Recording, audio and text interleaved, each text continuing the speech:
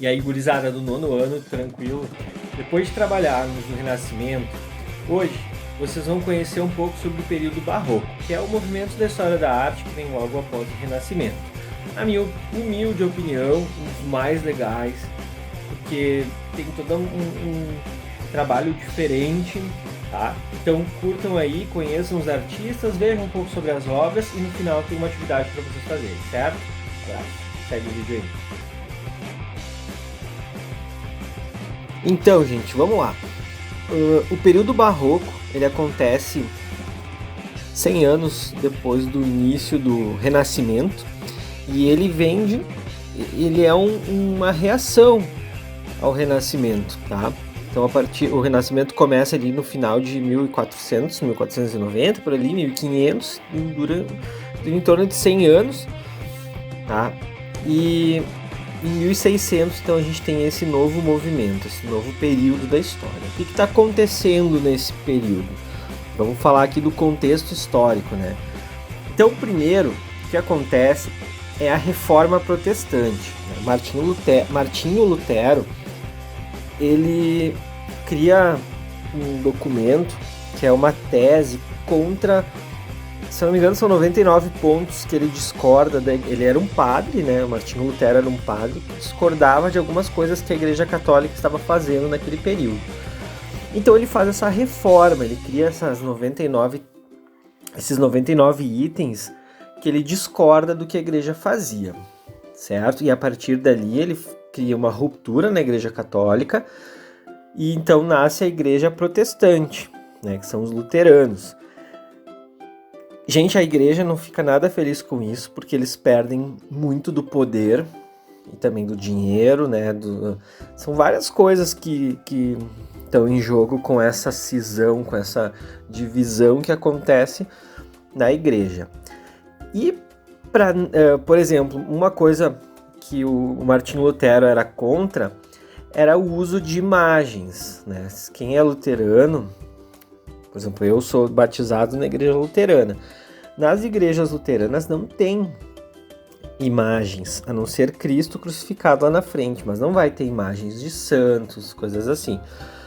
E então a Igreja Católica ela vai entrar com a contra-reforma, é um contra-ataque, né, a esses pontos do Martinho Lutero. E uma dessas coisas que a igreja vai fazer é investir pesado em arte, porque eles dizem, né, que se as pessoas não puderem aprender através das imagens, como elas vão conhecer a história de Cristo? Então elas vão investir nos artistas. A gente tem o renascimento científico e o absolutismo monárquico. Tudo isso está acontecendo na Europa nesse período. Quais são as características da arte, gente? Agora a gente vai ter uma coisa que eles vão fazer.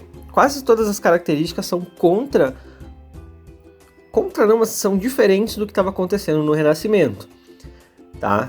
Então, assim, traduz a tentativa angustiante de conciliar forças antagônicas. O que é força antagônica? São forças opostas, né? Bem e o mal, Deus e o diabo, céu e terra, pureza e pecado, alegria e tristeza, paganismo e cristianismo, espírito e matéria. Eles vão tentar mostrar essa luta entre esses opostos, esses polos, tá?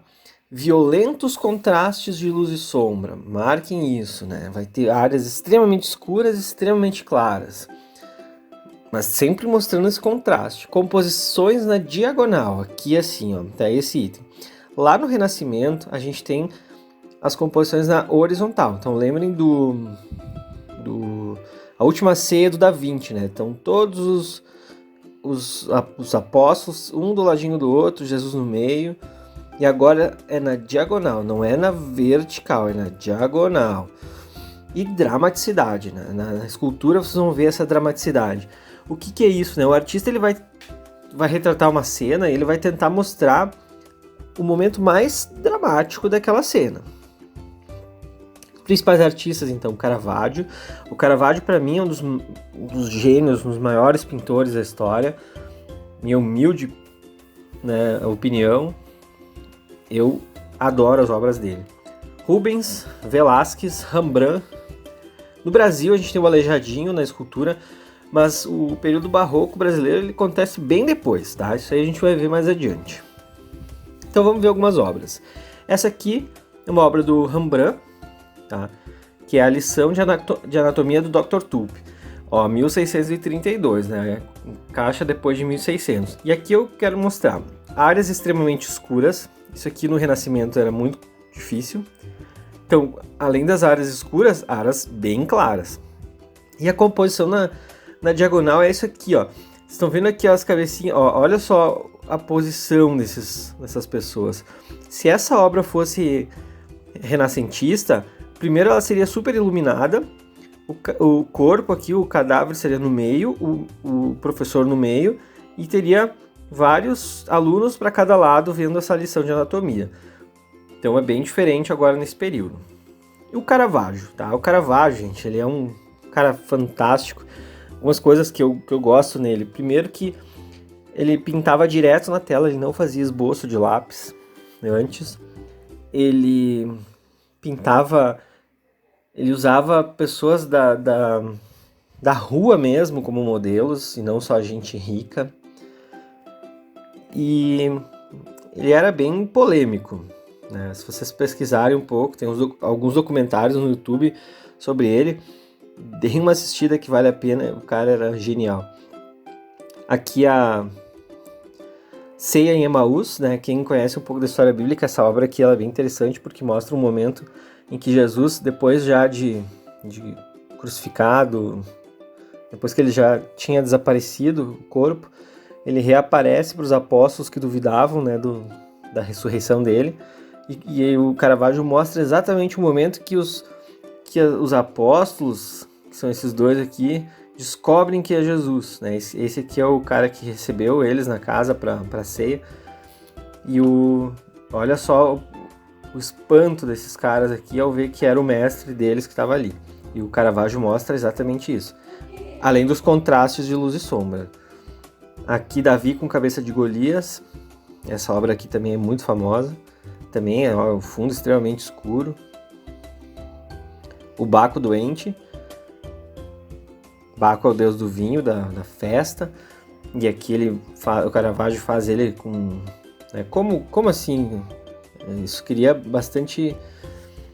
as pessoas ficam indagando isso, mas como se ele é da felicidade, ele tem que estar sempre bem, de saúde. Não, mas ele está com os lábios pálidos.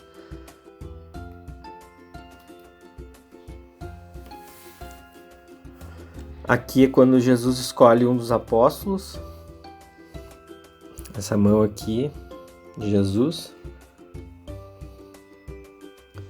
Vejam a dramaticidade da cena, olha só a cara dele, o movimento. Essas colunas retorcidas também dão a dramaticidade da cena. Conversão de Paulo. O Velázquez já é o pintor da corte real da Espanha, e ele já faz um pouco mais de... Ele é um pouco mais clarinho as obras dele, mas também é cheio de detalhes importantes. Aqui é um autorretrato dele. As Meninas do Velázquez, esse quadro aqui é muito famoso. Ó, fundos mais escuros. O Rubens é muito realista.